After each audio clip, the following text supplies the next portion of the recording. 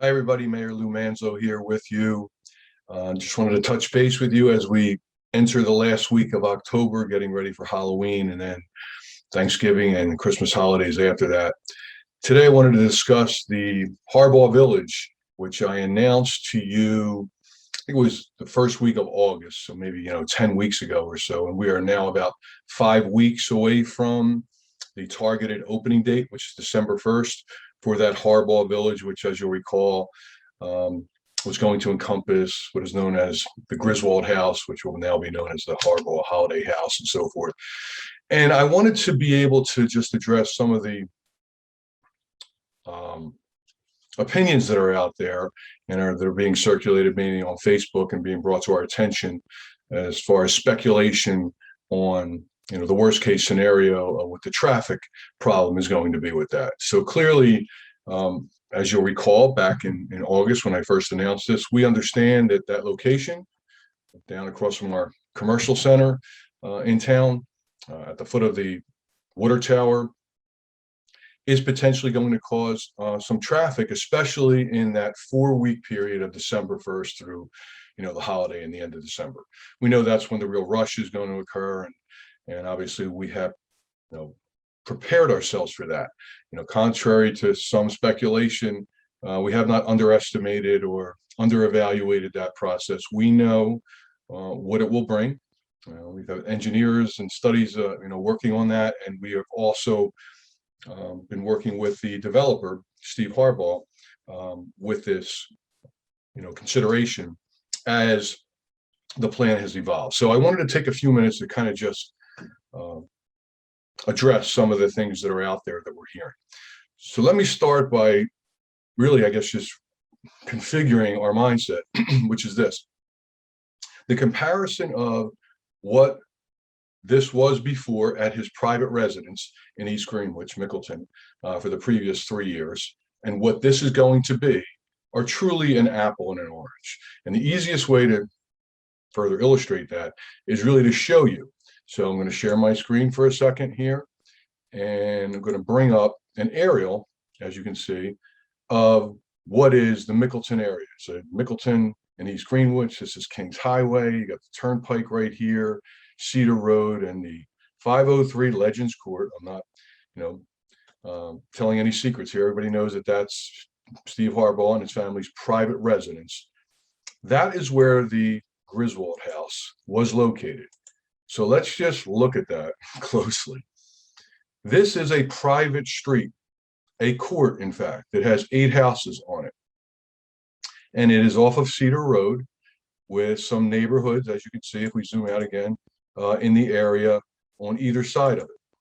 So when people would come here and the backups in traffic that would have occurred in the past, which are being referenced on Facebook, thousands of people and backed up on streets and so forth, this would occur with people driving to a private residence that is decorated, coming in off of Cedar Road, which is your only way, however you got there, whether you're coming from Kings Highway or from somewhere south, having to turn onto a private residential court, drive by his house, maybe stop for 20 or 30 seconds as you get out and take a video or a quick selfie or drop off a toy, and then go to the end of his court and turn around and drive out. So that's what the logistics were at the private residence of Steve Harbaugh, known as the Griswold House, up until this point. So clearly, that's,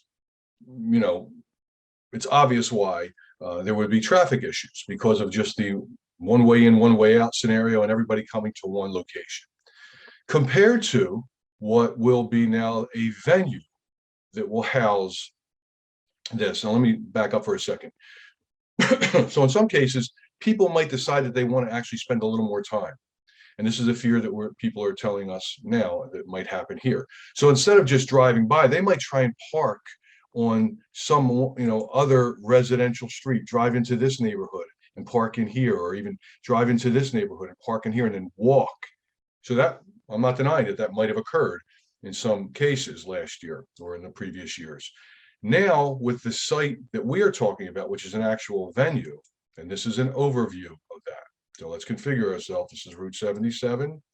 This is the Mullica Hill Commons parking lot over here. Marino's is back there. And then this is across the street at the big open farmland area next to Ella Harris Park. As you can see, the ball fields here, and here is the water tower. This is the site in the original sketch, which again has morphed a little bit because in working with this developer, he has been very, good in that sense, keeping in mind that he really has no choice because this is township property. So any of those fears that are out there that this is going to be a runaway train and those developers are going to end up doing whatever he wants there, well, that couldn't happen even if it was, purchased and owned by him, because he would have to get approvals that would, define what he can and can't do. But in this case, this is township property. Nothing can happen here without us, giving him the okay to do it. So, and he has worked with us on this every step of the way. So even as we speak, as you can see right here, this was originally in the original plan going to be a little amphitheater. Well, that's not even, in the mix right now. And this parking lot area, as it turns out, doesn't really work. So I'm going to discuss those things with you right now. But my point is that this is not a residential property. This is a venue where people will come and park and get out and enjoy the entire venue. And where will they get there and how will they get there? Well, first of all, configure yourself. This is the Ella Harris Park parking lot on Route 77, across from the ShopRite entrance right here. That's a traffic light. The only way in and out of this, at least until there potentially is a DOT approval for some entry directly off of Route 77 somewhere in here, and that's going to take at least 2 years, maybe 3. This is going to be the only way in and out. So people are going to have to come into the Ella Harris parking lot. And this is a 1,500-foot crossway to get to the parking area. So I want you to now think about this.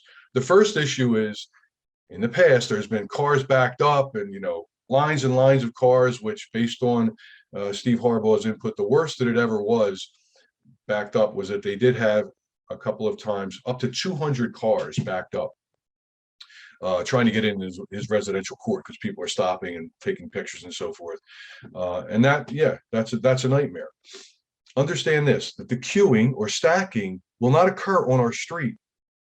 The stacking is going to occur internally on this 1,500-foot entryway to get into a parking lot. You can get on 1,500 feet roughly anywhere between 70 and 90 cars because they're all going to be right up against each other. So you're going to have the ability to queue and stack 70 to 90 cars the entire time as people come in off of Route 77 through the Ella Harris parking lot, and they enter into what will be a parking lot area. Then this parking lot area initially was designed for, I think, 350 cars. As it turns out, this section right here is not the most efficient way to lay this out. So what Mr. Harbaugh has done, in answer to the cries of potential traffic issues and parking issues, is that he's going to have this parking lot remain intact, and then this whole area in the front of this venue will still remain grass, will be designated for overflow parking for up to 200. So you're going to be able to park 500 cars here.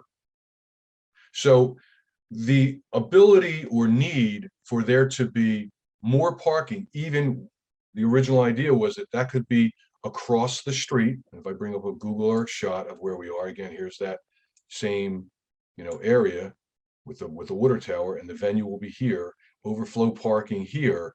We always thought that the directed overflow parking beyond the need here would be in the Inspira parking lot across behind the Mulligan Hill Commons retail area, because after 5 o'clock at night, guess what's not there? Cars, because all the offices are closed. So the objective would be that would be where the overflow parking would go. So the fear of especially this development back here, Wheatley Meadows, and then this is Spicer Estates, that somehow overflow parking is going to, come into their neighborhood, and people are going to be parking in their neighborhood and walking across, is more than unlikely. And I'll explain that at the very end of my presentation here when we talk about how controls are being put in place and considered as we walk through this to determine how many people can be here at any one time. So let me back up again to the overall site. This area, which, you've got all the stuff here that's going to be cool, an ice skating rink and igloos with a little stage for acoustic entertainment. The carousel back here is, the Harbaugh lit up house, holiday house. This meandering area with these containers, which are going to look like storefronts. And the one comment that was forwarded to me on Facebook was that the mayor said that, this was going to be a permanent structure. First of all, I never said that any of this was going to be permanent. I've always said that the only permanent structure being built is going to be the frame of what would be called the Griswold House, now the Harbaugh Holiday House. And that would be this right here. And that's what's up as we speak. You can see the framework out there now. Yep, they poured a foundation, and this is a permanent structure, if you want to call it that. Everything else is not permanent. The ice skating rink is going to be assembled on site. The carousel obviously isn't permanent. The igloos and the fire pits aren't permanent. The stalls aren't permanent. Food trucks, not permanent. This meandering village area, these are containers which are movable and removable. None of it is permanent. In fact, the way we have set this up from a bonding perspective, meaning what we always do with a development is we have the developer place and put up a bond so that if he doesn't complete the development, we have money set aside. It's his money to complete the project. Well, in this case, it wouldn't be to complete the project if somehow this would go south. It would be to completely undo the project and make it become the flat, vacant farm field that it was before we started. So there are all of these contingencies in place, which again, I know you can't know if you don't know, but you should have some faith that we as the leadership of the town are taking all of these things into account. So again, we've thought about the parking. We thought about the stacking and queuing. There's going to be employees of the venue that are going to be directing all of this. Should there be a need for traffic controls by police on our street at this point for that only 4-week period, because that's what we're talking about. We're not talking about annual. We're not talking about 52 weeks a year. This is not a venue that will be open 52 weeks a year, 365 days a year, as I've said in the past, and again, which is being misconstrued on some of the Facebook posts. This is not going to be a year-round venue. It's going to be seasonal for the holiday season, the winter season from January till the end of February for skating. It won't look like a holiday, Christmas village anymore. And then it will close down. It might open intermittently for something at Easter for a few days. There could be an event or two in the spring or summer. And then in the fall, it will open again for what will become, an autumn harvest season, Halloween kind of thing, and flow into Christmas. So again, all of these things are just misunderstandings that are being put out there because of what I guess, potential speculation of worst case scenario is when it comes to traffic. Regardless of everything, the 4-week period in the Christmas season is when the issue we will have to deal with traffic. And if we need traffic controls on the street, we will have our police on the street directing traffic, paid for by the venue. So all of these things are being thought of.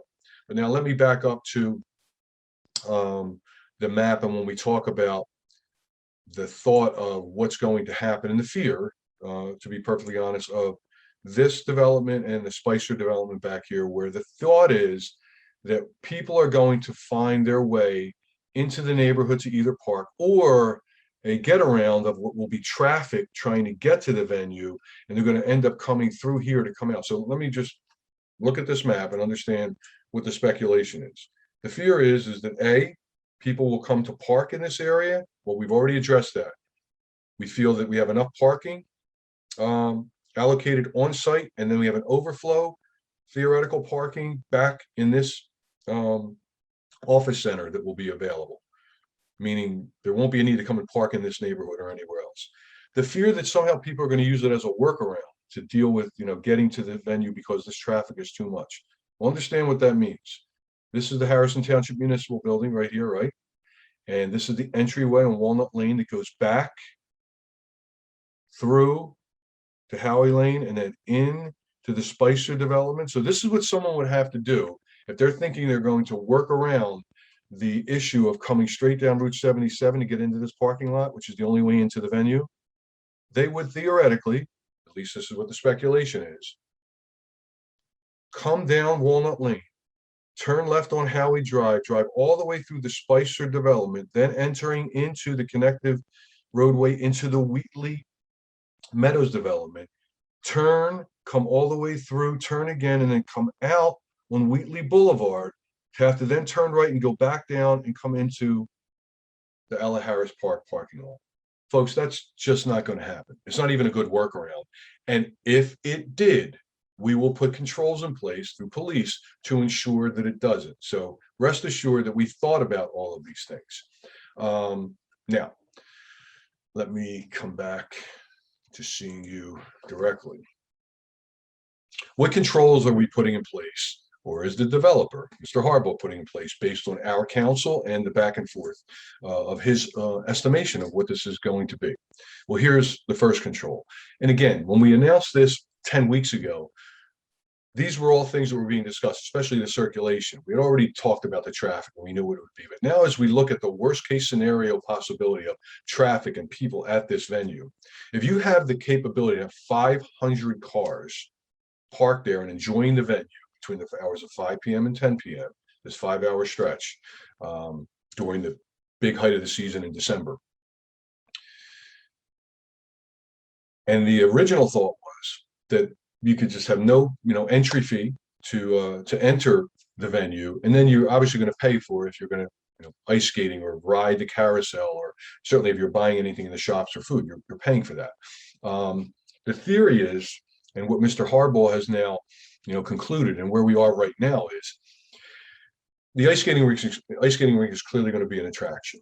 There's a limitation to how many people can be on that rink at any one time. So already decided is the fact that the ice skating rink will be a pre-ticketed venue only, meaning you're going to have to buy a ticket with a time frame, giving you your hour to 90 minutes of skating time online before you arrive. Also, every car that comes in, now there will be, for this holiday season, one of two options that you have to pay a fee, which again is all designed to decrease and control the number of people that are coming there. You will either pay $5 per person for everyone over age 18. So if you drive in with husband, wife, and a family of 3 under, kids under the age 18, you'll pay $10, or the car will bring a toy to donate to the Harbaugh toy drive. One or the other. You're paying $5 per adult, or hand over a toy and you get admission. Again, this will control and limit the number somewhat. Secondly, the main attraction of the ice skating rink, they're only going to be able to cycle 75 people in for every 90-minute period. So those tickets will be, quote, sold out. So people won't just show up thinking they're going to be able to skate. Those are the two main controls that are in place already as we speak. And the final control that is under consideration now that will either be implemented from day one on December 1st, and this is being decided in the next 5 weeks, or will be the contingency plan, the fallback plan, should there be this still overwhelming amount of traffic. And that is that we will ticket the entry to you'll pay either $5 or a toy to get in. And the entry itself will be ticketed on a hourly or 2 hourly basis to ensure that you don't exceed the 500 cars on site at any given time. Think about that. So any fears of traffic overflow, the thought in our mind and working with the developer is that if somehow we don't even implement it initially, the fallback would be after we open on December 1st, and it is overwhelming, even with the $5 entry fee or a toy per car and the ticketed pre-purchased hour or 90 minutes on the ice skating rink, that still brings an overwhelming amount of traffic. And we haven't instituted this ticketed entry based on a time entry like they do at Creamy Acres. By the way, we can implement that immediately. So you're not going to be able to enter unless you have a pre-purchased time slot to come in. And even if you only turn over those 500 cars twice in the 5-hour period, as Mr. Harbaugh has said, that's going to suffice. So all of these things have been thought out and thought through. And I want you to rest assured that this will be, continue to be a work in progress. It's township property. The developer has been nothing but cooperative the entire time, and we have no reason to believe that anything other than full cooperation and integration of the best ideas is going to happen going forward. So I hope that this, can address some of the, the thoughts that are out there right now as people speculate as to what the worst case scenario will be. We understand that, traffic, yes, for that 4 week period of the holiday period is going to be more than it normally would be. But understand this also, that thought was intentional. Our idea is, and always is when it comes to our commerce on Main Street, is to be able to expose what our town has to offer on Main Street and our eateries and our shops, to benefit our merchants. And so the trade-off of dealing with all these traffic issues and making sure we have them under control, and bringing people from outside of town and outside the region to come to this venue and enjoy it, and in the exchange, them becoming exposed and seeing what, and driving through potentially Main Street and Harrison Township and Mullica Hill, to see what's there, and exposure to what our eateries are, which are great, and exposure to our incredible shops that are there. They're all hidden treasures, and that just continues to build with more and more merchants now, opening shops along the Main Street corridor. That's what the objective has been, and that's what the objective of the Hardball Village, as far as our mindset, has always been also. So thank you for listening. Again, if there's any questions, rather than speculate on Facebook, all of our township committee members, including me, our personal cell phones and our emails are on our website. Give us a call, shoot us an email if you have a question or concern or some input, because we're open to that. And clearly, we have our public meetings every first and third Monday evening at 7 p.m. at the Township Building, and now you can even zoom into them. So there's a lot of direct access capability and transparency of what we're doing that's out there, but we need you to come to us and ask questions if you have any. Again, thanks for listening. I look forward to seeing you soon at the Hardball Village. And before that, Lights on Main is coming before you know it. And we can't wait for that. It's going to be bigger and better than ever. See you soon.